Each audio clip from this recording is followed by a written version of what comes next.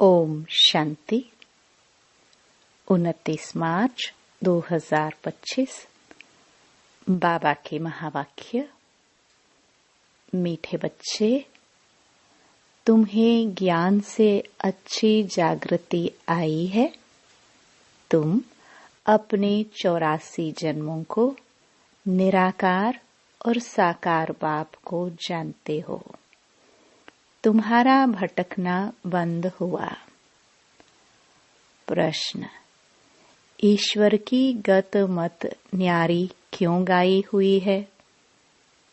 उत्तर: पहला, क्योंकि वह ऐसी मत देते हैं जिससे तुम ब्राह्मण सबसे न्यारे बन जाते हो। तुम सबकी एक मत हो जाती है।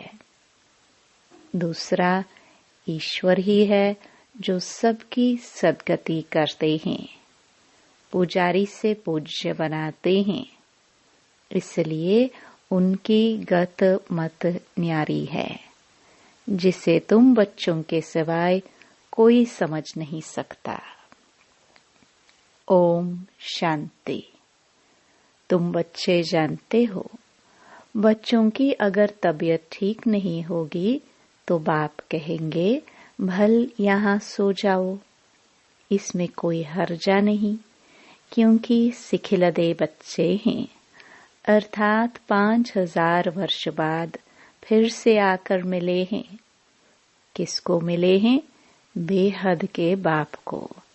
यह भी तुम बच्चे जानते हो, जिनको निश्चय है बरोबर हम बेहद के बाप से मिले हैं, क्योंकि बाप होता ही है एक हद का और दूसरा बेहद का। दुख में सब बेहद के बाप को याद करते हैं। सतयुग में एक ही लौकिक बाप को याद करते हैं, क्योंकि वहाँ है ही सुखधाम। लौकिक बाप उसको कहा जाता है जो इस लोक में जन्म देता है। पारलौकिक बाप तो एक ही बार आकर तुमको अपना बनाते हैं। तुम रहने वाले भी बाप के साथ अमरलोक में हो, जिसको परलोक परम धाम कहा जाता है। वह है परे ते परे धाम। स्वर्ग को परे ते परे नहीं कहेंगे। स्वर्ग नरक यहाँ ही होता है। नई दुनिया को स्वर्ग, पुरानी दुनिया को नरक कहा जाता है। अभी है पतित दुनिया, पुकारते भी हैं, हे पतित पावन आवो। सतयुग में ऐसे नहीं कहेंगे।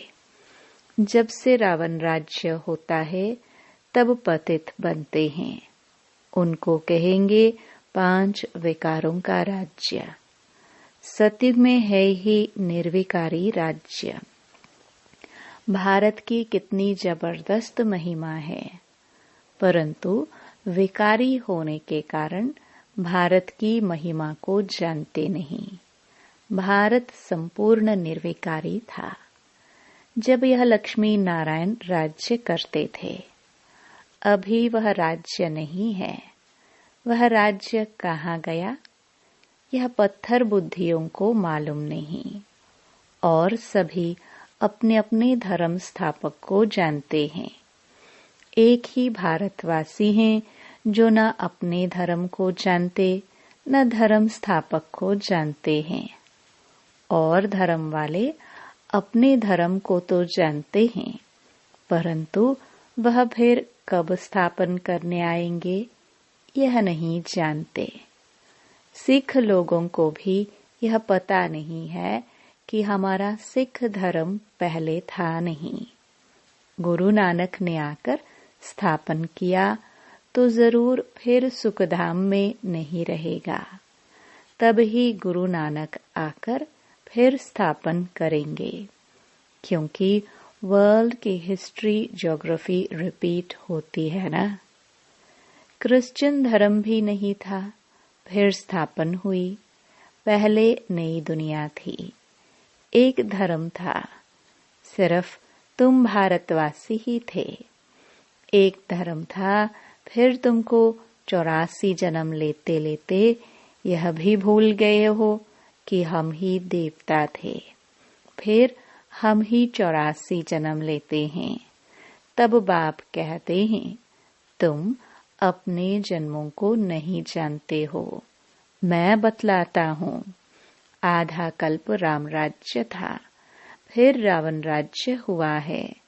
पहले है सूर्यवंशी घराना, फिर चंद्रवंशी घराना राम राज्य। सूर्यवंशी लक्ष्मी नारायण के घराने का राज्य था, जो सूर्यवंशी लक्ष्मी नारायण के घराने के थे। 84 जन्म ले अभी रावण के घराने के बने हैं। आगे पुण्य आत्माओं के घराने के थे, अभी पापात्माओं के घराने के बने हैं। 84 जन्म लिए हैं, वे तो 84 लाख कह देते।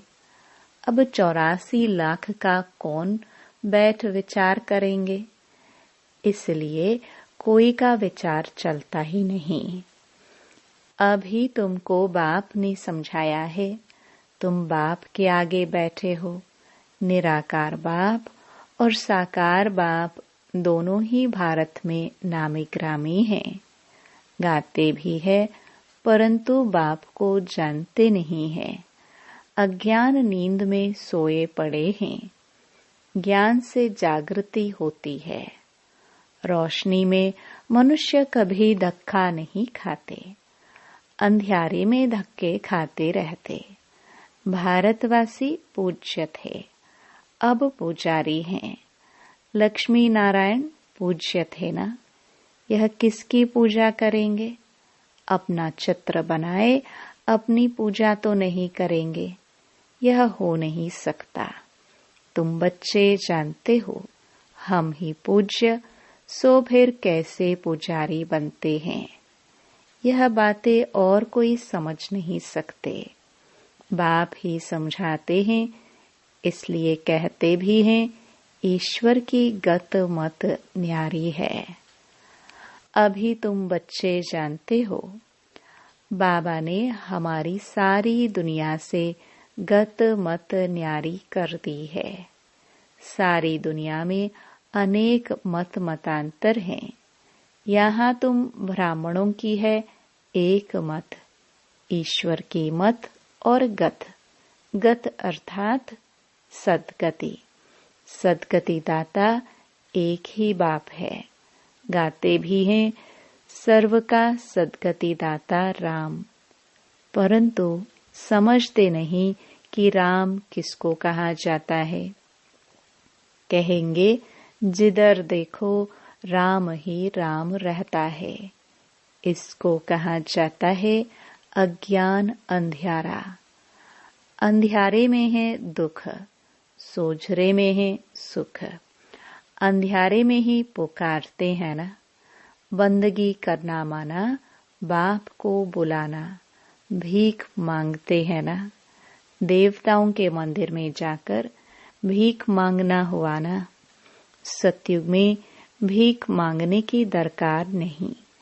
भिखारी को इंसॉल्वेंट कहा जाता है। सतयुग में तुम कितने सॉल्वेंट थे, उसको कहा जाता है सॉल्वेंट। भारत अभी इंसॉल्वेंट है, यह भी कोई समझते नहीं। कल्प की आयु उल्टी सुल्टी लिख देने से मनुष्यों का माथा ही फिर गया है। बाप बहुत प्यार से बैठ समझाते हैं। कल्प पहले भी बच्चों को समझाया था। मुझ पतित पावन बाप को याद करो तो तुम पावन बन जाएंगे। पतित कैसे बने हो? विकारों की खाद पड़ी है। सब मनुष्य जंक खाए हुए हैं। अब वह जंक कैसे निकले? मुझे याद करो। देह अभिमान छोड़ देही अभिमानी बनो। अपने को आत्मा समझो। पहले तुम ही आत्मा, फिर शरीर लेते हो। आत्मा तो अमर है, शरीर मृत्यु को पाता है। सतयुग को कहा जाता है अमर लोक, कलयुग को कहा जाता है मृत्यु लोक। दुनिया में यह कोई भी नहीं जानते कि अमर लोक था, फिर मृत्यु लोक कैसे बना। अमर लोक अर्थात अकाले मृत्यु नहीं होती, वहां आयु भी बड़ी रहती है। वह है ही पवित्र दुनिया। तुम राज ऋषि हो। ऋषि पवित्र को कहा जाता है।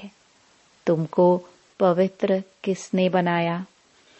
उनको बनाते हैं शंकराचार्य, तुमको बना रहे हैं शिवाचार्य। यह कोई पढ़ा हुआ नहीं है। इन द्वारा तुमको शिव बाबा आकर पढ़ाते हैं। शंकराचार्य ने तो गर्भ से जन्म लिया, कोई ऊपर से अवतरित नहीं हुआ। बाप तो इनमें प्रवेश करते हैं, आते हैं, जाते हैं, मालिक है, जिसमें चाहे उनमें जा सकते हैं। बाबा ने समझाया है, कोई का कल्याण करने अर्थ में प्रवेश कर लेता हूँ। आता तो पतित तन में ही हूँ ना, बहुतों का कल्याण करता हूँ। बच्चों को समझाया है, माया भी कम नहीं है। कभी कभी ध्यान में माया प्रवेश कर उल्टा सुल्टा बुलवाती रहती है, इसलिए बच्चों को बहुत संभाल करनी है। कईयों में जब माया प्रवेश कर लेती है तो कहते हैं मैं शिव हूँ, फलाना हूँ। माया बड़ी शैतान है। समझदार बच्चे अच्छी रीति समझ जाएंगे कि यह किसका प्रवेश है। शरीर तो उनका मुकर्रर यह है ना, फिर दूसरे का हम सुने ही क्यों? अगर सुनते हो तो बाबा से पूछो, यह बात राइट है व नहीं। बाप झट समझा देंगे। कई ब्राह्मणियां भी इन बातों को समझ नहीं सकती कि यह क्या है। कोई में तो ऐसी प्रवेशता होती है जो चमाट भी मार देते, गालियां भी देने लग पड़ते। अब बाप थोड़े गाली देंगे। इन बातों को भी कई बच्चे समझ नहीं सकते। फर्स्ट क्लास बच्चे भी कहाँ कहाँ भूल जाते हैं। सब बातें पूछनी चाहिए, क्योंकि बहुतों में माया प्रवेश कर लेती है। फिर ध्यान में जाकर क्या क्या बोलते रहते हैं, इसमें भी बड़ी संभालना चाहिए। बाप को पूरा समाचार देना चाहिए। फलाने में मम्मा आती है, फलाने में बाबा आते हैं। इन सब बातों को छोड़ बाप का एक ही फरमान है कि मामेकम याद करो। बाप को और सृष्टि चक्र को याद करो। रचयिता और रचना का सिमरण करने वाले की शक्ल सदैव हर्षित रहेगी। बहुत हैं जिनका सिमरण होता नहीं है। कर्म बंधन बड़ा भारी है। विवेक कहता है, जबकि बेहद का बाप मिला है। कहते हैं मुझे याद करो, तो फिर क्यों न हम याद करें। कुछ भी होता है तो बाप से पूछो, बाप समझाएंगे। कर्म भोग तो अभी रहा हुआ है ना। कर्मातीत अवस्था हो जाएगी तो फिर तुम सदैव हर्षित रहेंगे। तब तक कुछ न कुछ होता है। यह भी जानते हो, मिरुआ मौत मलु का शिकार, विनाश होना है। तुम फरिश्ते बनते हो। बाकी थोड़े दिन इस दुनिया में हो, फिर तुम बच्चों को यह स्थूल वतन भासेगा नहीं। सूक्ष्म वतन और मूल वतन भासेगा। सूक्ष्म वतन वासियों को कहा जाता है फरिश्ते। वह बहुत थोड़ा समय बनते हो, जबकि तुम कर्मातीत अवस्था को पाते हो। सूक्ष्म वतन में हड्डी मांस होता नहीं। हड्डी मांस नहीं तो बाकी क्या रहा? सिर्फ सूक्ष्म शरीर होता है। ऐसे नहीं कि निराकार बन जाते हैं, नहीं, सूक्ष्म आकार रहता है। वहां की भाषा मूवी चलती है। आत्मा आवाज से परे है। उसको कहा जाता है सटल वर्ल्ड, सूक्ष्म आवाज होता है। यहाँ है टॉकी, फिर मूवी, फिर है साइलेंस। यहाँ टॉक चलती है।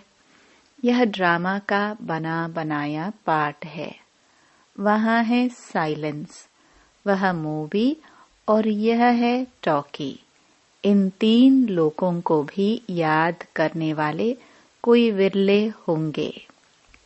बाप समझाते हैं, बच्चे सजाओं से छूटने के लिए कम से कम 8 घंटा कर्मयोगी बन कर्म करो, 8 घंटा आराम करो और 8 घंटा बाप को याद करो। इस प्रैक्टिस से तुम पावन बन जाएंगे। नींद करते हो, वह कोई बाप की याद नहीं है। ऐसे भी कोई न समझे कि बाबा के तो हम बच्चे हैं ना, फिर याद क्या करे।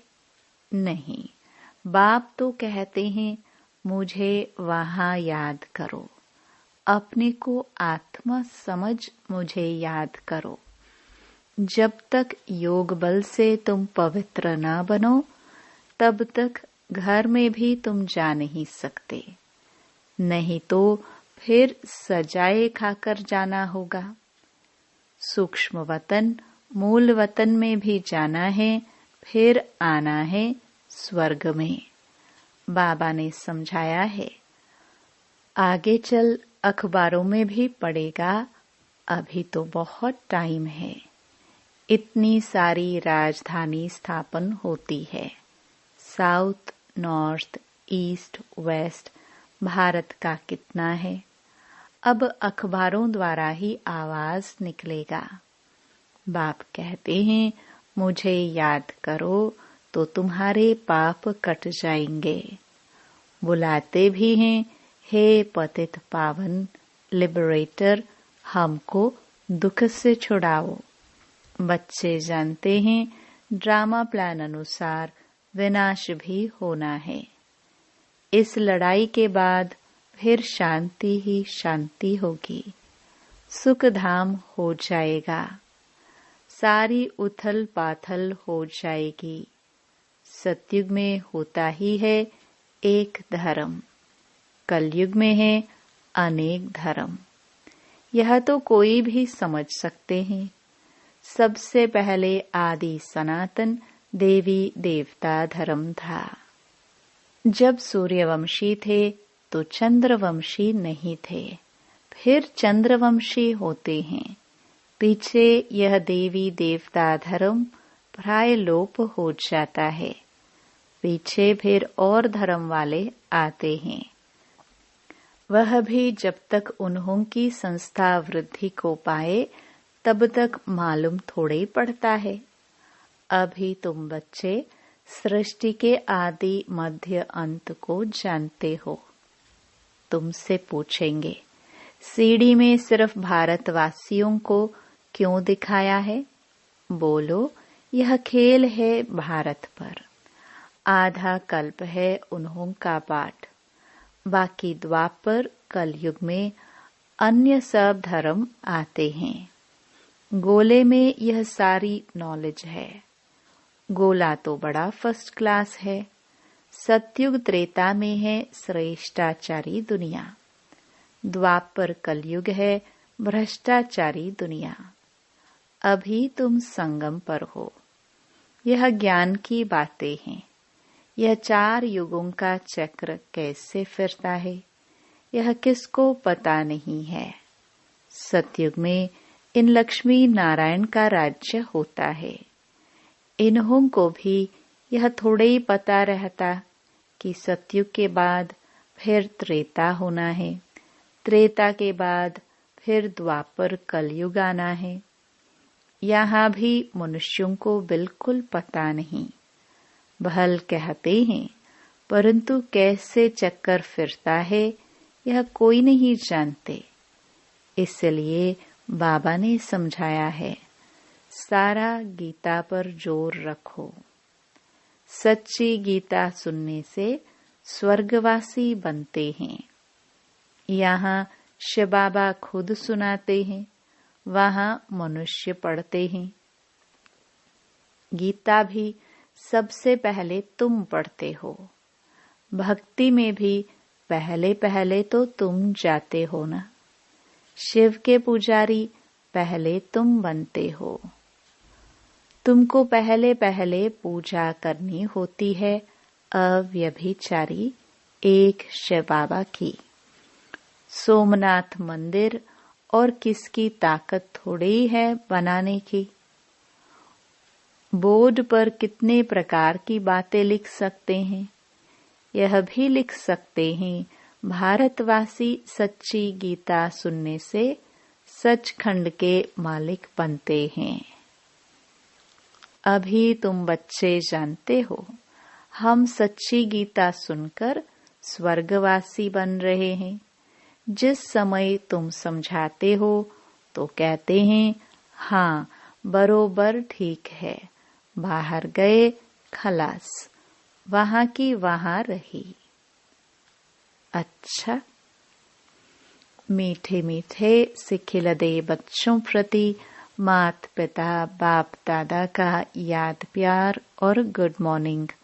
रूहानी बाप की रूहानी बच्चों को नमस्ते। धारणा के लिए मुख्य सार। पहला, रचयिता और रचना का ज्ञान सिमरण कर सदा हर्षित रहना है। याद की यात्रा से अपने पुराने सब कर्म बंधन काट कर्मातीत अवस्था बनानी है। दूसरा, ध्यान दीदार में माया की बहुत प्रवेशता होती है, इसलिए संभाल करनी है। बाप को समाचार दे राय लेनी है, कोई भी भूल नहीं करनी है। वरदान, अपनी शुभ भावना द्वारा निर्बल आत्माओं में बल भरने वाले सदा शक्ति स्वरूप भव। सेवाधारी बच्चों की विशेष सेवा है स्वयं शक्ति स्वरूप रहना और सर्व को शक्ति स्वरूप बनाना, अर्थात निर्बल आत्माओं में बल भरना। इसके लिए सदा शुभ भावना और श्रेष्ठ कामना स्वरूप बनो। शुभ भावना का अर्थ यह नहीं कि किसी में भावना रखते रखते उसके भाववान हो जाओ, यह गलती नहीं करना। शुभ भावना भी बेहद की हो। एक के प्रति विशेष भावना भी नुकसानकारक है, इसलिए बेहद में स्थिति हो। निर्बल आत्माओं को अपनी प्राप्त हुई शक्तियों के आधार से शक्ति स्वरूप बनाओ। स्लोगन।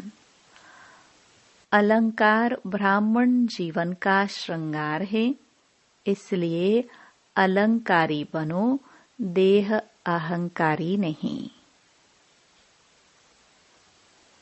अव्यक्त इशारे।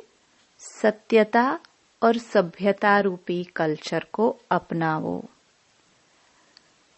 कई बच्चे कहते हैं, वैसे क्रोध नहीं आता है, लेकिन कोई झूठ बोलता है तो क्रोध आ जाता है। उसने झूठ बोला, आपने क्रोध से बोला, तो दोनों में राइट कौन? कई चतुराई से कहते हैं कि हम क्रोध नहीं करते हैं, हमारा आवाज ही बड़ा है, आवाज ही ऐसा तेज है। लेकिन जब साइंस के साधनों से आवाज को कम और ज्यादा कर सकते हैं, तो क्या साइलेंस की पावर से अपने आवाज की गति को धीमी व तेजी नहीं कर सकते हो? अच्छा, ओम शांति।